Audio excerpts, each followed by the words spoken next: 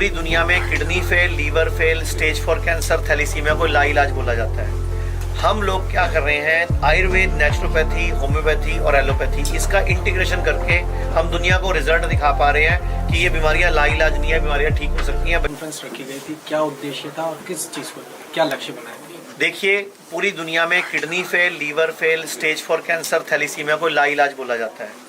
हम लोग क्या कर रहे हैं, आयुर्वेद, नेचुरोपैथी, होम्योपैथी और एलोपैथी, इसका इंटीग्रेशन करके हम दुनिया को रिजल्ट दिखा पा रहे हैं कि ये बीमारियां लाइलाज नहीं है, बीमारियां ठीक हो सकती हैं, बशर्ते आपको खाना पीना और लाइफस्टाइल को सुधारना होगा।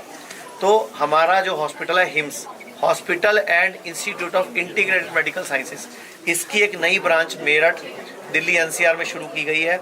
पहले सबसे पहला डेराबस्सी में था, फिर उसके बाद हमने लखनऊ में शुरू किया, नवी मुंबई शुरू किया और भी कई शहरों में शुरू किया। एक ही मकसद है, हर व्यक्ति को इतनी नॉलेज देना, इतनी ट्रेनिंग देना, इतना एजुकेशन देना कि वो बड़ी से बड़ी बीमारी को खुद हराए, क्योंकि हमारे शरीर में वो शक्तियाँ हैं। जैसे मैं बात करता हूँ, जो वेदों में लिखा है वो सत्य लिखा है, जो गीता में लिखा है वो सत्य लिखा है। तो वेदों में क्या लिखा है, ऋग्वेद में भगवान ने स्वयं कहा कि मैंने इंसान को अपनी छवि के रूप में बनाया। फिर यजुर्वेद में भगवान ने क्या कहा कि इंसान मेरी सर्वश्रेष्ठ कृति है।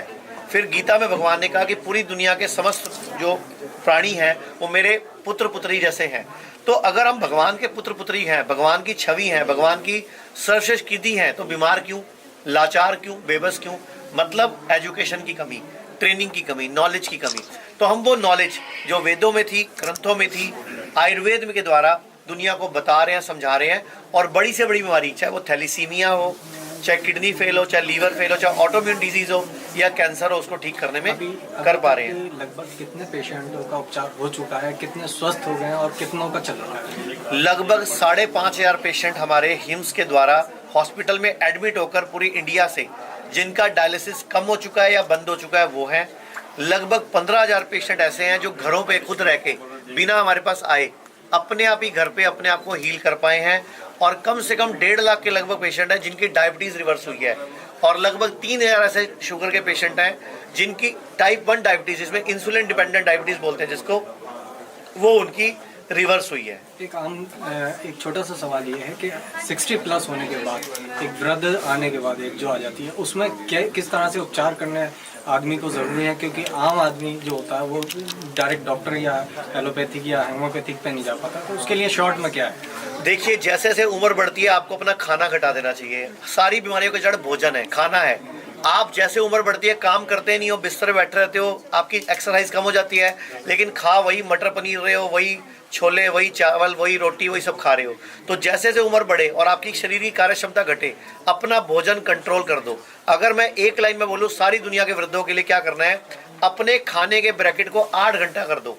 यानी कि सिर्फ 8 घंटे के दौरान खाना जो भी खाना है, 16 घंटे की फास्टिंग होनी चाहिए। बुढ़ापे में आपको किसी भी डॉक्टर की शक्ल नहीं देखनी पड़ेगी। आपने रोटी और अनाज की बात बंद करने की बात कही है, लेकिन पूरी दुनिया इस पे टिकी पड़ी है, तो वहाँ तक जाने के लिए क्या प्रयास किए जा रहे हैं? देखिए, गेहूं और चावल ये आज की डेट में सबसे बड़ी बीमारी है। गेहूं, चावल और दूध, सफ़ेद नमक, सफ़ेद चीनी, ये 5 बड़ी बीमारियां अगर भारत से हटा दी जाएं तो भारत का जो अरबों रुपए का खर्चा है मेडिकल बिल का, ये कम हो सकता है। गेहूं में 1% फाइबर होता है, चावल में 0.2% फाइबर होता है, जबकि मिलेट्स में 9 से 12% फाइबर होता है, जो पॉजिटिव मिलेट्स की बात करते हैं। सफ़ेद नमक की जगह हमें सेंधा नमक इस्तेमाल करना चाहिए, सफ़ेद चीनी की जगह हमें गुड़ इस्तेमाल करना चाहिए, और दूध की जगह हमें नारियल का दूध या बादाम का दूध या मूंगफली का दूध इस्तेमाल करना चाहिए, उसी की दही खानी चाहिए। अगर पूरा भारत स्वस्थ रहना चाहता है तो गेहूं चावल को छोड़ दो। अब तो भारत सरकार भी 2023 को मिलेट ईयर मना रही है, इंटरनेशनल मिलेट ईयर। तो हम सबको भी इस मिलेट ईयर में अपनी आहुति डालनी चाहिए, गेहूं चावल को छोड़ देना चाहिए। और अगर एक लाइन में बोलो आप कि पूरी दुनिया को कोई संदेश दूं मैं कि कैसे स्वस्थ रहे, तो जो व्यक्ति बीमार नहीं है उसको हफ्ते में 1 उपवास रखना चाहिए, और जो व्यक्ति बीमार है उसको हफ्ते में 2 उपवास रखने चाहिए।